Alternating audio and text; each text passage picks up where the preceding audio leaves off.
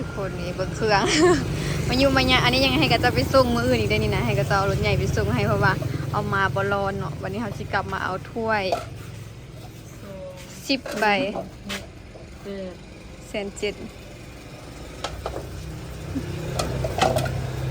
อุ้ยตัวนี้น้อยกว่าตัวนี้ก็เห็นป่ะมันบ่แม่นตัว9 นิ้วติดเลยเบิ่งมีหลายขนาดเนาะตะกี้มีแต่ตัวน้อยกับตัวใหญ่3ตัวน้อยอันนี้ ซ้ำกันดิ 56 55บนได้ มันน่า คือ ถาม แท้แบบว่าเดี๋ยวนี้เอามา6 ปลายเพิ่นเลย ซื้อพยางไปปูอันเฮือน ขึ้นใบปนัน ขาดเบิดแพทย์อนุสิ่งนี้ขายแนวใดไอ้ ชื่อน้อยเลยขายน้อยนะ ก็ชื่อน้อยก็ขายน้อยชื่อไร แทกเป็นเม็ดว่ะ จากชื่อจากเม็ดก็ตัดจากเม็ด เม็ดเท่าไหร่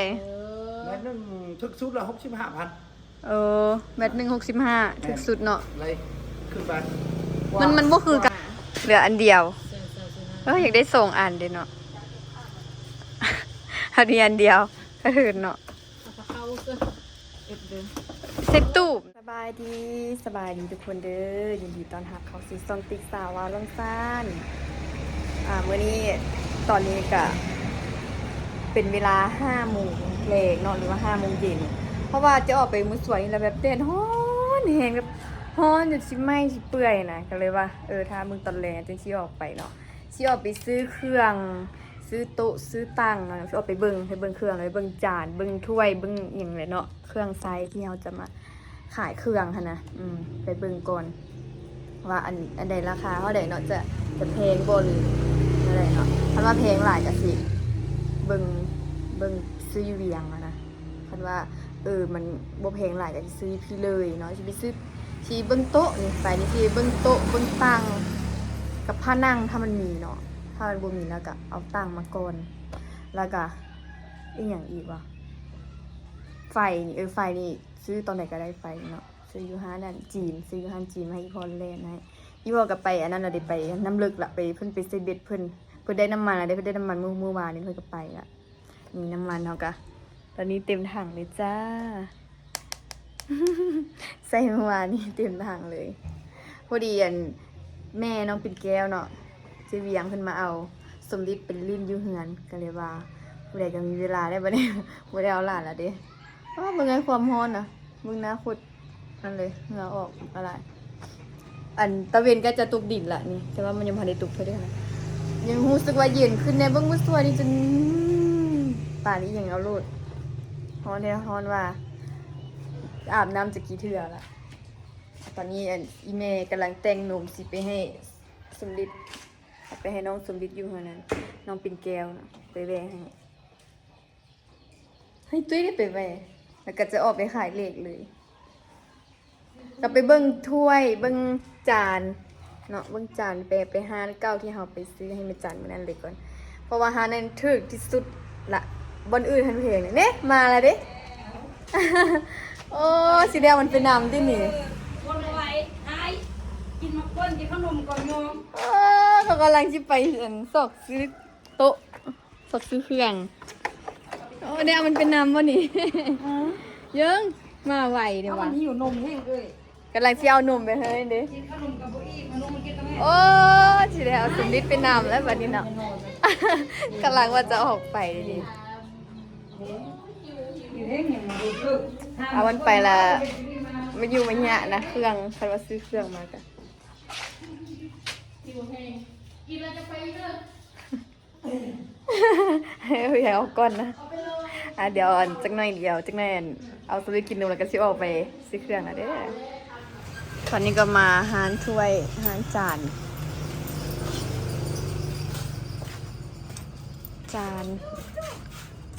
เนี่ยมันมีแต่จานนะเนี่ยเนาะจานใส่ตำบ่ได้อันนี้มันจานใส่ลาบใส่เกงใส่ลาบ ถ้วยนี้ซื้อมาเนาะโอ้คืนแล้วเนาะเดี๋ยว230,000นะ อันได้จักใบเลย10 ใบ10 ใบ230,000อ้าวเบิ่งอันนี้150,000ตัวนี้150,000จ้ะอ๋อแม่ว้าว มันคือกี่เป็นโลนี่ เนาะ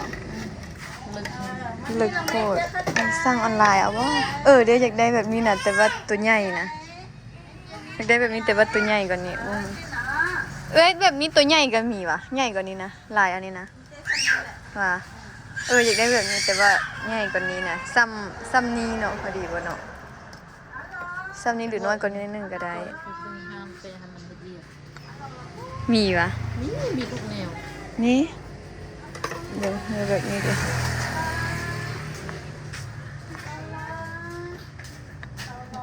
ฝากที่เป็น หรือว่าใส่จานอันนี้วะ จานนั้นนี่เป็นงาน อันนี้เดี๋ยวแนวใดขายแนวใด10นึงเท่าใด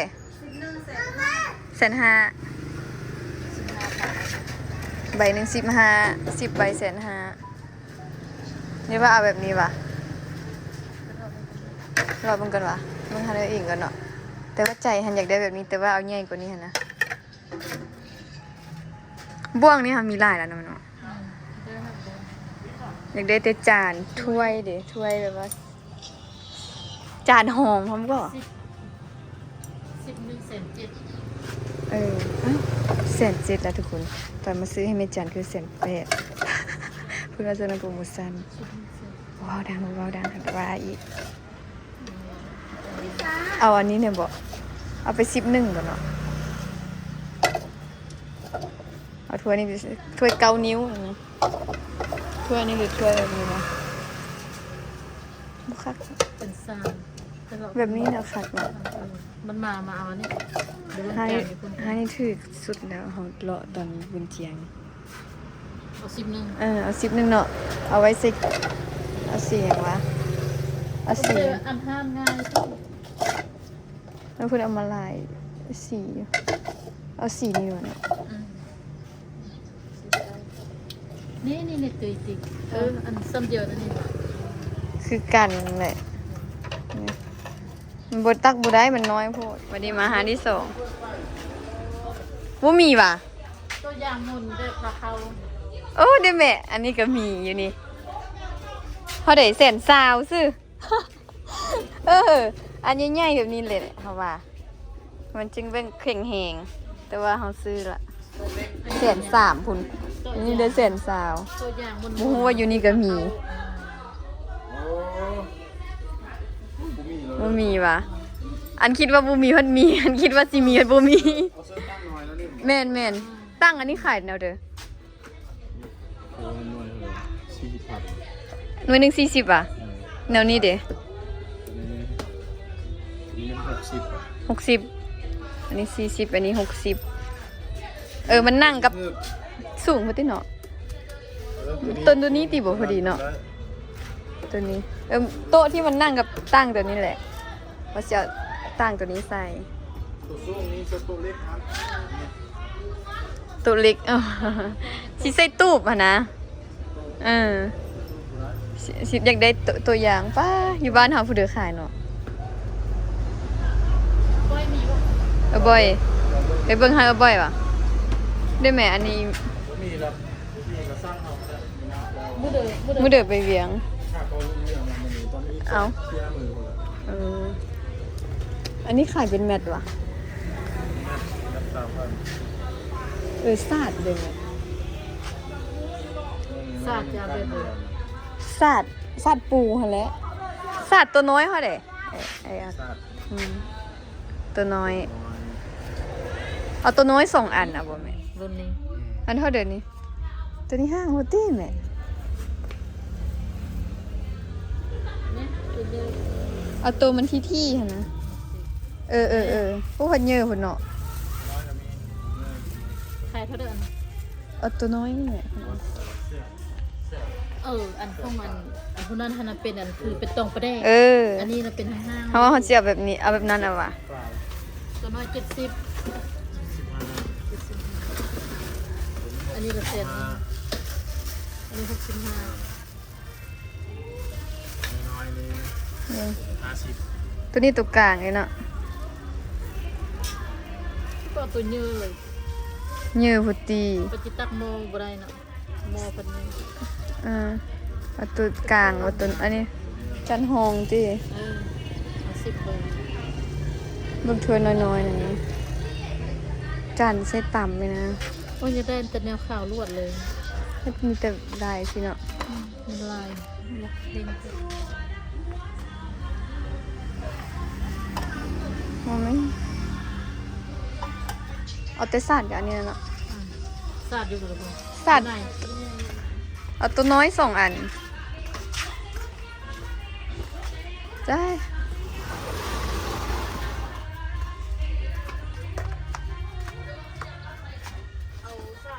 อันนี้มันจะมีขายเครื่องหลาย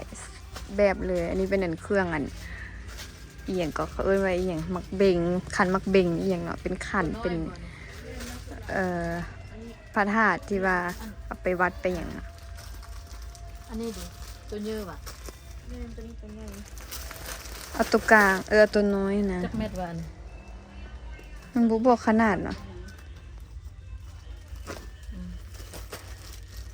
เอาอันนี้ส่ง ตัวน้อยสอง เอาสีแดงอ่ะ ซื้อ2 เม็ดว่ะคนวัน ไอ้อยากว่า2 เม็ดอันนี้ไป ต้องบ่ขนาดเลยว่ะ เนาะมันต้องมีอยู่อันนี้มีกระเกะเอาปู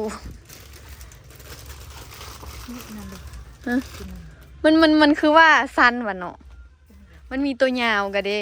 ตัวใหญ่ที่นี่นะ คนบอก ตัวใหญ่มันมีแบบซ้ำกันแต่ว่ามันต่างแต่ความยาวเสื้อนะตัวน้อยนะเป็นบอก ตัวน้อยอันนี้นะมันทักหนาอันนี้ตัวบาง ราคาบ่คือกันเด้ อันตัวนี้นะอ่ะ ราคาบ่คือกันเด้ อันนี้นะ2 เม็ดว่ะเขาก็บอกคือว่ะ เนาะเขาคือบ่เขียนอยู่อันถุงยางเนาะ มันทำไม่รู้ว่า เกะเลยว่าตัวนี้มันเอาหนากับตัวนี้ น้อยมึง จะได้ นั่นแหละมัน ตัวนี้หนาเลย อันเดียวกัน มันสั้นก่อนเดี๋ยวมันเนาะตัวนั้น แม่ ตัวนั้นสั้นก่อนเลย ตัวนี้มันจะเม็ด5ตัวนี้เม็ด8ตัวนี้2 เม็ด อันนี้ส่งเอาเนาะทำแกะลองดูนี่ตัวแกะนะ มันขาดเลย แกะเลย คือบุกแกะตัวขาดเลยสิน ลองเลยเบิ่งมีหลายขนาดเนาะตะกี้มีแต่ตัวน้อยกับตัวใหญ่สารตัวน้อยอันนี้ ซ้ำกัน นั่นแหละตัวน้อยตัวนี้ อันนี้ส่งว่ะ แม่นว่าฮอด2 เม็ดวะนี่ ด้านนี้น่าจะ2 เม็ดว่าด้านนี้น่าจะ3 เม็ด 2 เม็ดนึงพี่ 2 เม็ด5 เอาตัวนี้แหละตัวน้อย2 อัน เมาแล้วบ่แม่ค้านี่ ตามชุด ตาลอยละมันมี3 ขนาดวะเอ้ย 1แมนอันนี้1 นี่เลย อันนี้90เพิ่นจะได้ เบิ่งขนาด ตัวนี้ต่ำชุด อันนี้ ซ้ำเดียวว่ะ 2 เม็ดคูณ2 2 เม็ เม็ ด ด2 เม็ดกับเม็ด6อันนี้2 เม็ด8 2 เม็ดเม็ด แท้ว่าอันนี้ 8อันนี้เขาเด็กกับตัวน้อยๆนี่ อันนี้ S90 อันนี้ S Channel บ่ขนาดมันนะ อัน2 เม็ด6ติอันนี้ 2 เม็ดเม็ด6 เม็ด6นี่บ่พอดีเนาะแม่เนาะรวงนี้บ่พอดี ตัวนี้แหละเนาะ อันนี้2อันนี้อันเม็ด8 2 เม็ดอันนี้นะ อันนี้ เม็ด 6 8 2 เม็ดเม็ด8ถ้าเม็ด8ก็สิบ่ฮอดอีกติแม่ตูบเขา2 เม็ด มัน 2หรือ 2 เม็ด 2คูณ3เราเอาตัวนี้แล้ว2 3อันนี้นะ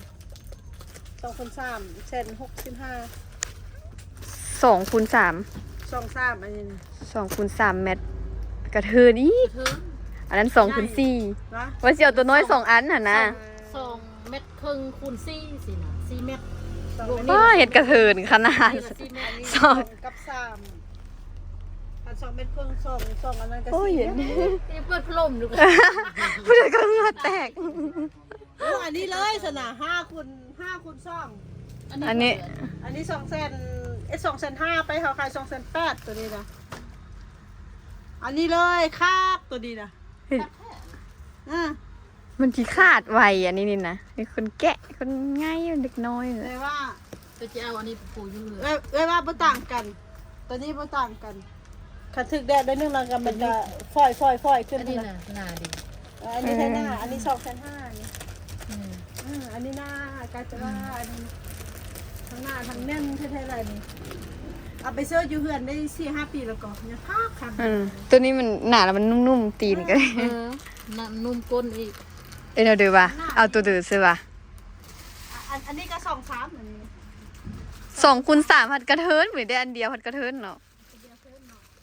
ว่าจะเอาตัวน้อยแล้วใส่2 อันพัดลวงขวางมันบ่ได้ ฉันว่าชั้นเก่า ลวงขวางมันกระเทินเว้ย 2เมตรพอดี 1.6 2 เมตร1.6มันก็บ่ฮอดเด้ เป็น4เมตร เพราะว่าลวงขวางมันอัน2 เมตรเด้ 2เมตรนะ เมตร 3เมตร ลวงยาวพัดอันกระเทินเนาะอันนี้เท่าเด้อก็อันนี้อันความยาว อันนี้5 คูณ 2 5x2ได้ทบเขาก็ยังทบเขาเม็ดหนึงอันนี้ก็กระเทิน เดี๋ย ใช่ วเอา ปะ ไปปูลงมงกลบ่ เอาตัวเลย บ่ได้เอา เอาตัวเลยไปปูก่อนตัวน้อยอะไปปูมันปูอันลวงยาวมันพอดี แต่ว่าลวงกว้างมันอันกระเทินปูบ่เบิดอะไร อันนี้คำว่า2ผืนก็เป็น4คูณ 4 คูณ 3 เมตร3 เมตร2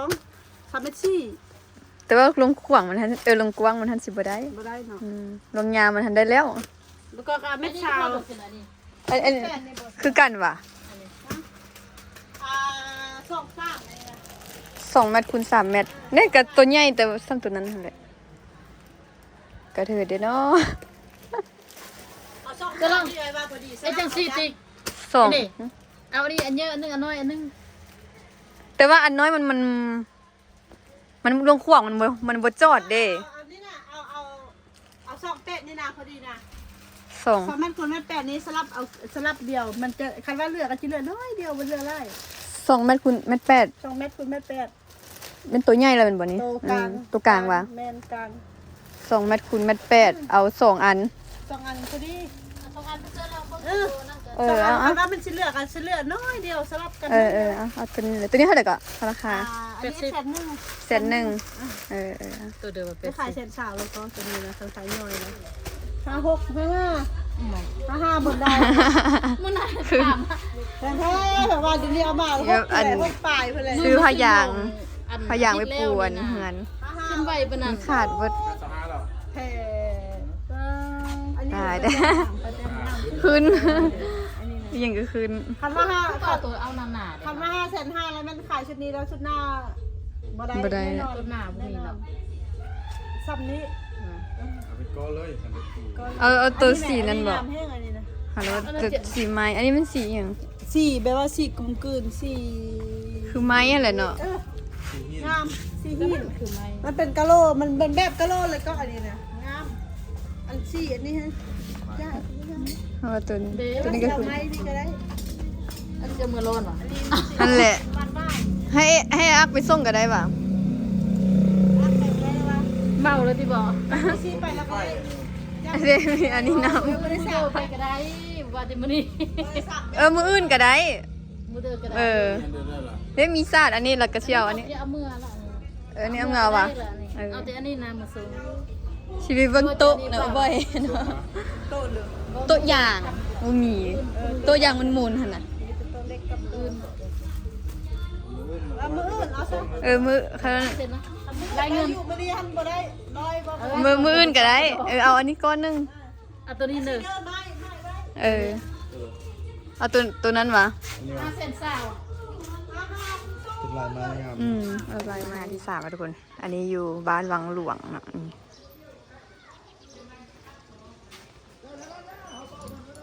เพราะว่าอยู่หานั้นบ่มี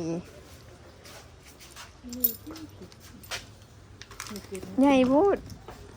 เพราะว่าสิเฮ็ดถ้วยน้ำแจ่วหั่นนะเอ็ดแบบแจ่วใส่อันซอสมักเล่นใส่อันมายองเนสอันด้วยนะเฮ็ดอันทอดเฟรนช์ฟรายทอดขาไก่ทอดเฟรนช์ฟรายสิเด้ มีเนาะ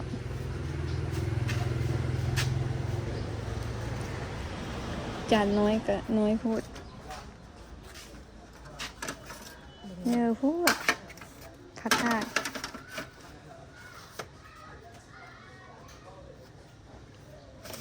พระธาตุน่ะอยากได้พระธาตุนี่เลยไปเอ็ดตำยกธาตุตำธาตุนะอันเท่าไหร่วะ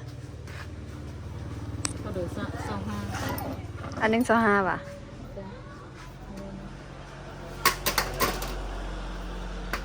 ถ้าก็ท่านหายตัวหนึ่ง พระธาตุเฮาสิเข้าเมียงหมด มันจะซื้อ บ่สิเอาไปเอ็ดตำธาตุหั่นนะเอ็ดเอาเครื่องอมใส่หั่นนะ อันนี้เลย เอาตัวนี้ เอาไปจัก2อัน3อันเอา5ป่ะอันเท่าไหร่วะ สองคนเป็นตัวนาง ตัวนางขี้ฝุ่นเนาะว้ามืดขนาดว่าเอาแบบนี้น่ะเต่าน้อยมอน้อยครบเคียงเดือนอันยองอันนี้อันเขาขายอันเท่าเดียววะไปถามเบิ่งเนาะอันเท่าเดียวตัวนี้คือว่าสูงกันเนาะแบบเดียวกันเราเองกินนี่แหละอยากได้ตัวขาใหญ่ๆใช่ไหมมันคือว่าแบบว่าแข็งๆเนาะมีโต๊ะอย่างหมุนๆบ่ไอาย มีแต่โตเล็ก มีแต่โต๊ะเล็กว่ะอืม นี่เป็นตัวน้อย เบิดเนาะบ่มี ไม่ได้จาง อยู่ลองสารอยู่บ้านเฮานี่บ่มีซับ อันนั้นใครแม่เธอเด้อ อันใดล่ะ อันแพรนี่นี่นะ ตั้งแต่10,000 ไม่ได้ซื้อพัน ทุกจานอยู่นี่บ่มีวะ อันใหญ่ๆอย่างนี้น้อยเดียวมีแต่10 บาทโต โอ้ขี้ฝุ่นน่ะเนาะมืดมีแต่แบบนี้เบิดเนาะ ซื้อเอาวะ ฮะ แม่นึงซื้อพัน เอาหาเด้ออันบ่อยคือว่ามัน8,000 ไม่ได้มาเป็นค่ะ มันคือว่า8,000ว่ะ มันพักสีเขียว โอมว่ะ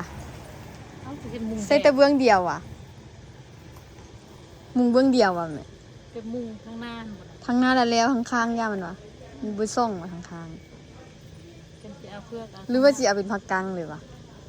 เอาอันนี้เอาบ่เอาอันนี้ ต้ วะ องได้4 เมตร เอาอันนี้หรือว่าจะเอาผักกัง เอาแต่ว่านะจะเอานี่เอา เอากระถามนี่ดิ ปากตั้งจะอันนี้ก็จะกันแดดอยู่ที่บอก เด็ดส่งติเนาะ มันก็กันแดดแล้วใช้กันแดด แต่มันก็ส่งแล้วเหรอ เอาเงินทอนมาให้โอเค ใจได้ ขอบใจ เอา นี่ว่าสิเอาผักกังหรือว่าสิเอาอันนี้ดี อันนี้ก็กลางแดดคือ มันเนี่ยมันที่เด็ดส่งบ่ส่งตะนางอะนะ คือบริการจะคือเนาะ เอา4 เม็ดอันข้างๆบ่ซื้อดิ มันซื้อก็ได้ที่บริโภคทางทางมันก็บางแต่ทางหน้าก็คือ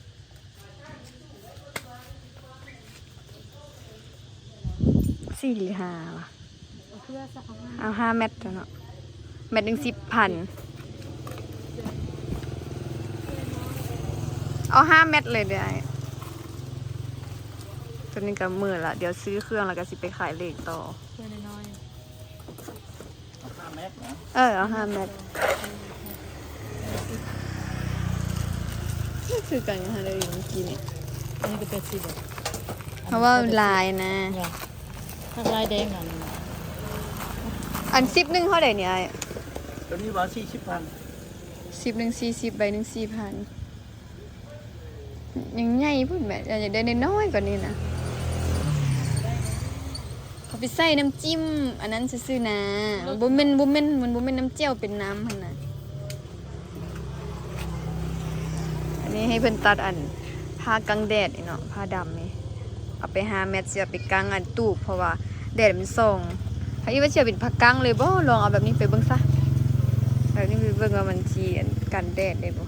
แล้วก็ว่าได้เด้เอาไปส่งคืนแม่อันนี้แหละมาถาม ยาวสั้นเดิม มาถามเบิ่งอาลูซิงเนาะ อย่าซ้ำใด ถามเบิ่งก่อน อันแพทย์อาลูซิงนี่ขายแนวใดไอ้ ชื่อเนาะเลยขายเนาะนะก็ชื่อน้อยก็ขายน้อยชื่อหลาย แทกเป็นเม็ดว่ะ จากเม็ดก็ตัดจากเม็ด แมทเท่าไหร่ เม็ดนึงถึกสุดละ65,000 แมท165ถึกสุดเนาะ เลย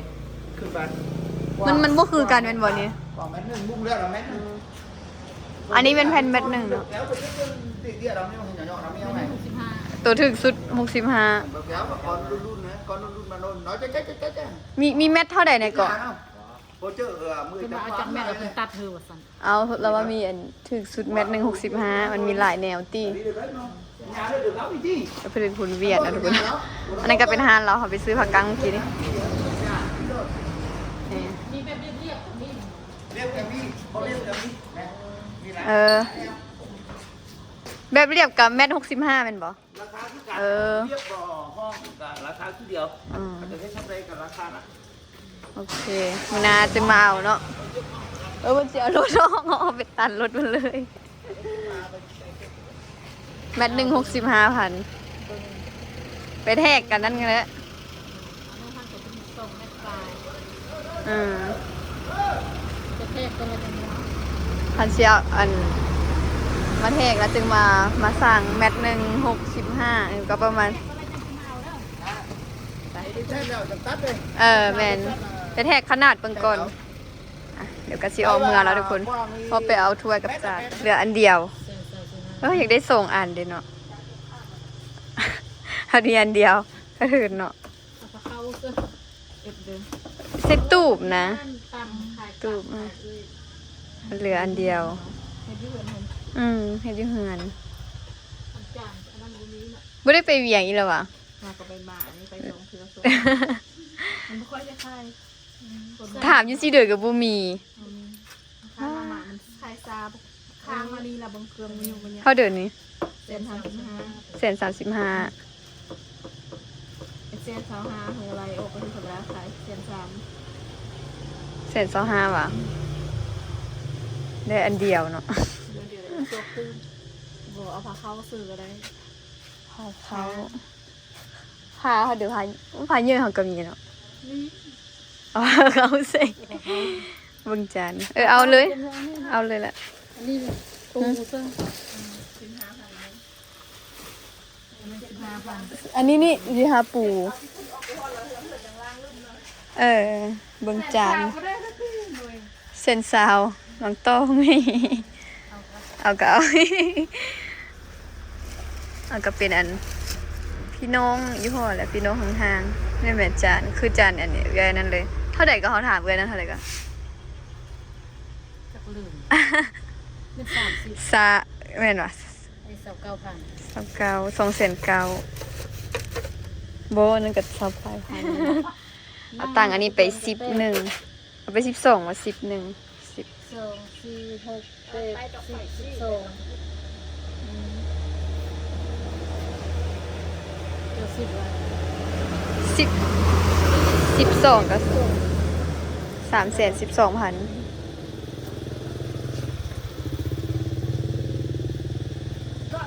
โหลหนึ่ง กับ10ก็เลือกเอา 10 อันนี้ก็260,000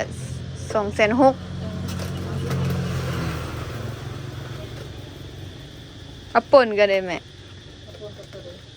ตัวสีฟ้ากับสีเขียวระยะว่ะ เอาก็เอาแต่ละสีดี เอาสีเขียว5เอาสีฟ้า5สิวะ1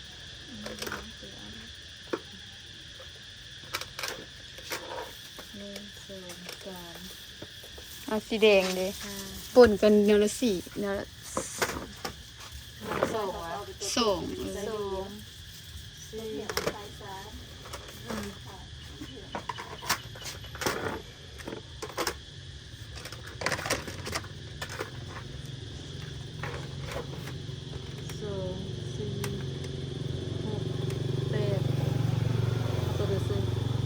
ดูก็ได้นะ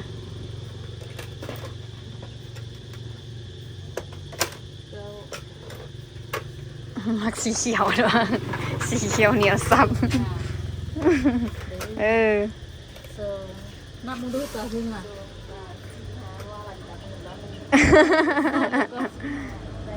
มันบอก 11โอเคคนนี้เบิ่งเครื่อง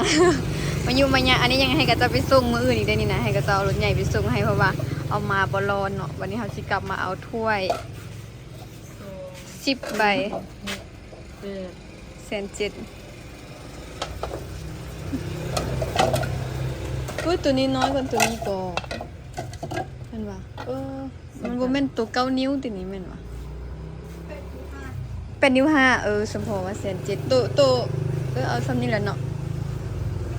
ก็ได้เยอะแบบ คือกันสมพอมันมาซื้อคือว่า1,800,000 ตัวเยอะ ตัวนั้นหัน9 นิ้ว อืม ตัวนี้8 นิ้ว 5รวมกัน5 มิลตัวนี้ ตัวนี้ นิ้วแม่นนะเบ็ดนี่นะแม่สั้นนี่นะ แม่นเอาละมันคือว่าน้อยคนนั้น ยังเป็น5ใบ แต่5 ใบ ไม่ค่อยได้ขายนะกองนิ้วนี่นะ ค่อยๆเฟิร์ดิ ซื้อไปขาย อันนี้ทำซื้อครอบครัวเขาก็ได้แล้วสิ เบิ่ง อืมเอานี่เลยค่ะ 10 ใบ 4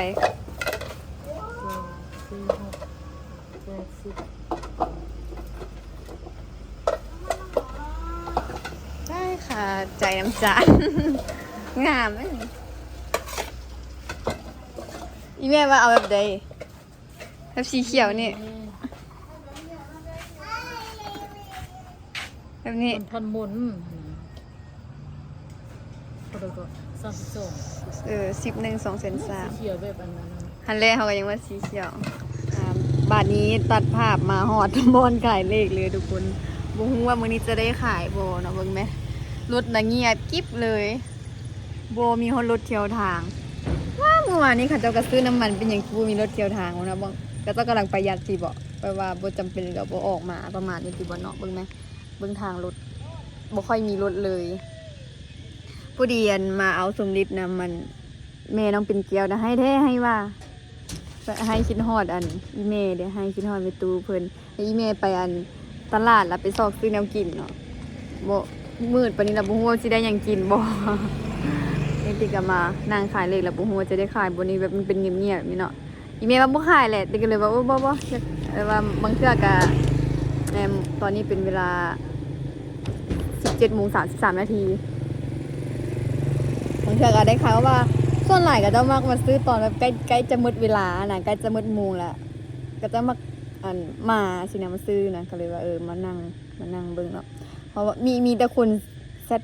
ทั้งโทรมาซื้อเนาะเลขก็ได้ แต่ว่ามาซื้ออยู่บอนนั่นอยู่บอนที่ขายนี่ยังบ่เห็นจักคนยังบ่ได้ขายให้ลูกค้าจักคนเลยยายแม่ก็เจ้าประหยัดน้ำมันนั่นแหละเนาะเอาสำหรับคลิปวิดีโอนี้เนาะก็บ่มีหยังหลายเด้อมาถ่ายไปซื้อเครื่องของแต่ละอันมีแต่เนี่ยแพงๆทุกคนแบบว่าอันคือศาสตร์ปู่เนาะอีแม่ถามตอนเพิ่นขายอันปลาเคิงหั่นนะคือว่าแหละเนาะแต่ละมื้ออันเครื่องมันก็ขึ้นเงินมันก็ขึ้นสินะเนาะทั้งเงินทั้งน้ำมันอะไรก็ขึ้นมันก็จะบ่คือเก่าเพิ่นไปถามประมาณอาทิตย์แล้วนี่เนาะเขาจะว่า500,000แล้วบัดนี้เพิ่นไปซื้อร้าน500,000ปลายเนาะ คือว่าแล้วอีหยังมันก็ขึ้น